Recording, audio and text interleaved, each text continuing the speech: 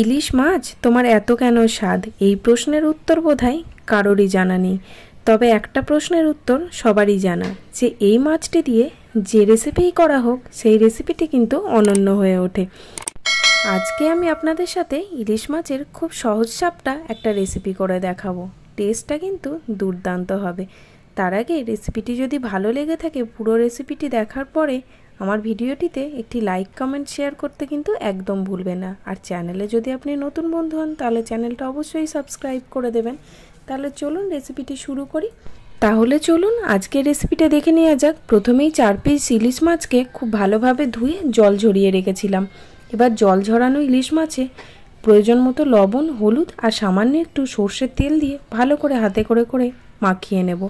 একটু প্রেস করে করে মাখাবো। সর্ষের তেলটা দেওয়ার জন্য মাখাতে কিন্তু খুব সুবিধে হবে, আর খেতেও কিন্তু মাছটা বেশ ভালো লাগে। লবণ হলুদ মাখিয়ে 5 মিনিট রেখে দেব। মাছটা রান্না করা কিন্তু ভীষণ সহজ। তাহলে চলুন এবার মশলাটা করে নিই।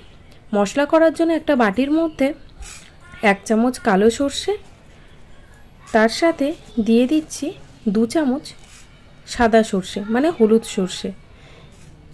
কালো সর্ষেটা দিলে কিন্তু খুব সুন্দর একটা ঝাঁঝালো টেস্ট আসবে। তার সাথে 1 চামচ পোস্ত, আর ঝালের জন্য আমি এখানে 3টে কাঁচা লঙ্কা নিয়েছি। আপনারা ঝালটা আপনাদের প্রয়োজন মতো দিয়ে নেবেন। তারপরে প্রয়োজন মতো জল দিয়ে মিনিট 10 ভিজিয়ে রেখে দেব, যাতে খুব ভালোভাবে পেস্ট করা যায়।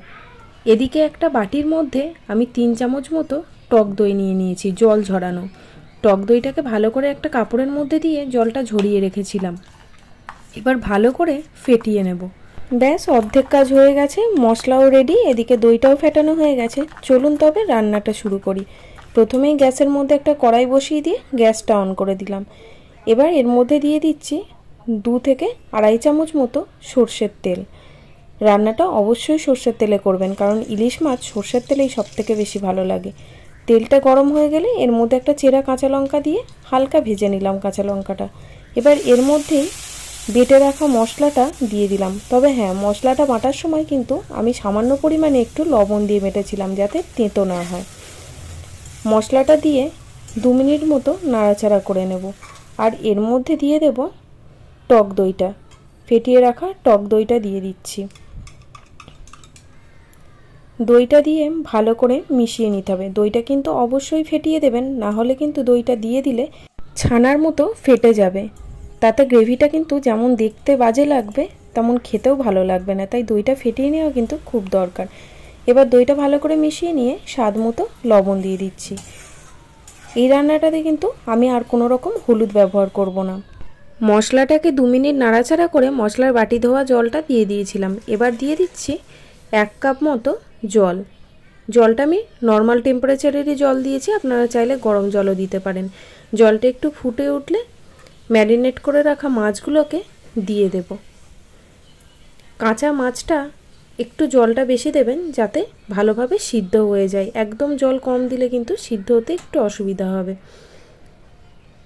মাছগুলো সব দিয়ে ওপর থেকে 3টে চেরা কাঁচা লঙ্কা দিয়ে দিচ্ছি, আর একটু নাড়াচাড়া করে ঢাকা দিয়ে দিচ্ছি মিনিট 5-7 জন্য। 5 মিনিট পর ফিরে আসছি। 5 মিনিট পর ঢাকা খুলে একবার উল্টে দেব, যাতে একটা পিঠ সিদ্ধ হয়েছে অপর পিঠটাও ভালোভাবে সিদ্ধ হয়ে যায়। এইভাবে একবার কাঁচা ইলিশ রান্না করে দেখুন, দুর্দান্ত টেস্ট লাগবে। কোনো রকম কলা পাতা ছাড়াই দারুণ স্বাদের একটা ইলিশের রেসিপি আপনাদের তৈরি হয়ে যাবে। আবারও 2 মিনিট 3 মিনিটের জন্য ঢেকে দিয়েছিলাম, তারপর ঢাকা খুলেছি। একদম মাছটা ভালোভাবে সিদ্ধ হয়ে গেছে। নামানোর আগে সামান্য একটু চিনি আর ওপর থেকে 1 চামচ সর্ষের তেল ছড়িয়ে দিলাম। আর প্রয়োজন মনে হলে 1-2 কাঁচা লঙ্কাও চিড়ে কিন্তু দিতে পারেন। তাহলে কিন্তু যেমন দেখতে সুন্দর লাগবে, খেতেও কিন্তু অপূর্ব লাগবে। ঢাকা দিয়ে 2 মিনিট রেখে দিয়েছিলাম, তারপরে দেখুন সার্ভ করে দিচ্ছি। দুর্দান্ত দেখতে হয়েছে, তেমনই ভালো হয়েছে খেতে। আপনাদের রেসিপিটি কেমন লাগলো জানাবেন অবশ্যই, আর ভালো না লাগলে সেটাও কিন্তু কমেন্ট বক্সে জানাবেন। আর এরপরে চলে আসবো নতুন আবার কোনো রেসিপি নিয়ে খুব শিগগিরই। ততক্ষণ সবাই ভালো থাকবেন, সুস্থ থাকবেন।